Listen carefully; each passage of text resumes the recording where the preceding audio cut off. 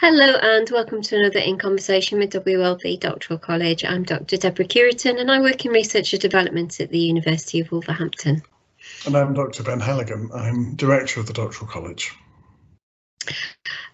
This is going to conclude our series on making an application for a doctorate, and we're going to talk about academic references. So we're going to talk about when to ask people to give a reference, what part of the process we ask for a reference within, who to ask for an academic reference, and what to do if you've been out of education for a while and you don't have anybody from an academic background that you can draw on. So the first of those questions, Ben, is when should people be approaching people for academic references? I think I would give them some notice. Say I'm putting an application together for a PhD study, prof doc study. May I include your contact information as a referee, and if so, to confirm what that information is. And then to say, you know, I expect the request will come to you in 4 weeks, next month, something like that. So it's polite to request their permission. It's a good idea to verify contact information, and as well to give them a bit of notice. And I say this because it's not unusual for references to be outstanding. So the applicant has been through the application process, they may have been interviewed, the institution wants to offer them a place, the start date is pending, they may have visa matters they need to sort out, financial matters, but they can't get the final offer, the final unconditional offer, because we're waiting for a couple of references to be filed. One of the referees is not responding to emails, the other one has just gone on holiday, that kind of thing. So I would give them a bit of notice. I think that's quite important. So the sooner the better. So that's number one. But I think number two would be give them a bit of guidance as well. So tell them a bit about what you're proposing to study, maybe how it draws on your previous experiences, be they academic or professional.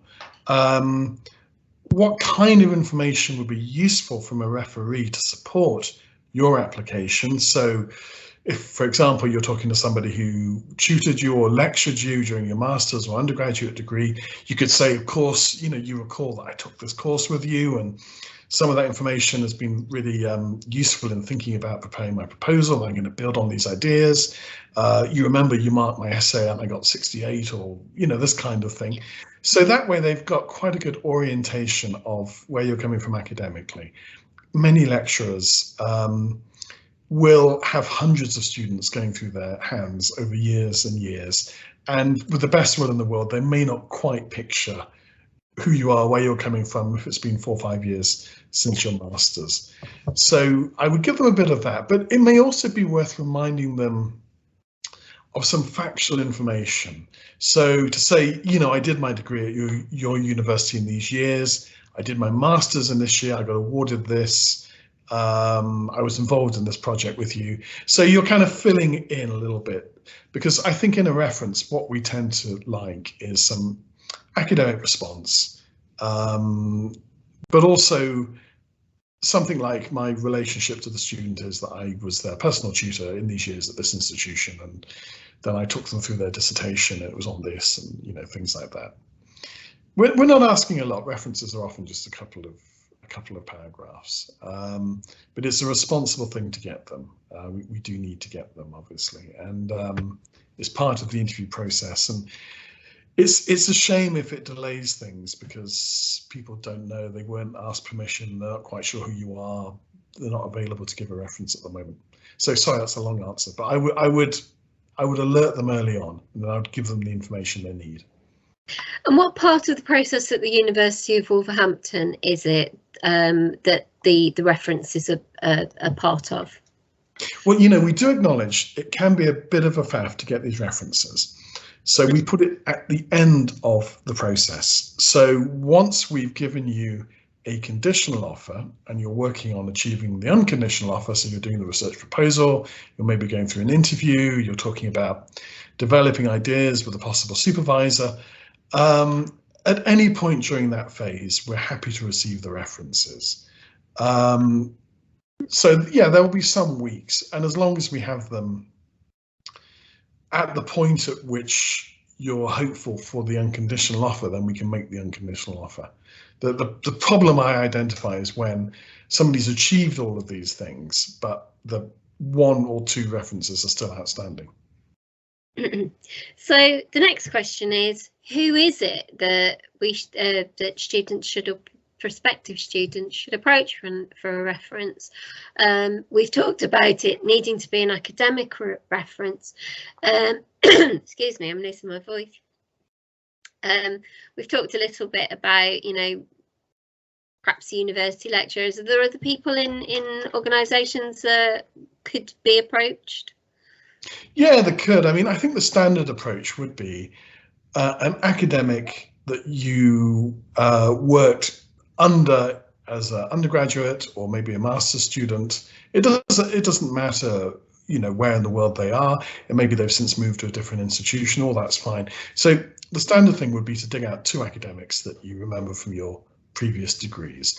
But we do acknowledge some people are coming to us to do PhDs, professional doctorates, who have been out of university education for some years. And we obviously really welcome those people in, but we acknowledge that they may have lost touch with these old academics. These old academics may have retired, may no longer be able to provide a reference and things like that. So they may not have those standard people able to provide references. I think in those cases we would tend to deal with it on a, you know, case-by-case basis, and we would just invite you to seek some advice from us, and we'll give you some suggestions of how to move that forward.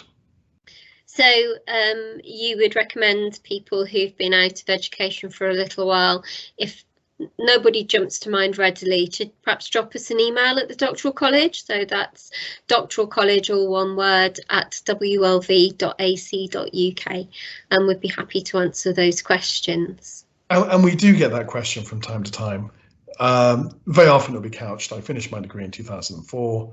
The people I worked under have since retired. Can you give me some advice? Who should I turn to for references? And we're always able to advise and answer. So just to finish, who shouldn't people approach? So sometimes we have strange references shared with us. Who would you advise against approaching? Yeah, I think there are 2 types of people that you shouldn't approach. One would be a school teacher who may say that you're a lovely person, but you know, it doesn't represent a level of academic engagement that would be sufficient to satisfy colleagues involved in application process assessments. The other would be, I guess, a line manager, where the line manager isn't really engaging with you in any academic sense. So the bar shift manager, the bookshop manager, whoever's doing the supermarket shift where you're stacking the shelves. I mean, they may say lovely things about you, and usually what you get is they're very organized, they're very enthusiastic, how exciting they want to do a PhD, good luck to them, which is nice to hear, but it doesn't satisfy the academic reference needed. There can be some people in comparable positions who would be okay. So, for example, maybe people who work in education, who work in health research, who work in publication, who work in schools. I mean, I think it would be very possible to get a line manager reference that would satisfy the academic requirements and talk about the developmental use of a PhD for this person in terms of their professional, drawing on their professional experience. And in those cases, that would be fine. But Deborah, exactly as you say, if there's any question or ambiguity, just drop us an email and we will be really happy to say what would work and what wouldn't work. So thank you for sharing that advice, Ben, really useful. As always, it's great speaking to you all. If you've got any ideas about stuff that you'd like us to cover in these vlogs, do put them in the comments below. Whilst you're there, please do press the subscribe button and press the bell, and you'll hear when we are uploading our next video. We try to upload every Friday, so do look out for more content from us. Okay, thank you. Bye. Bye.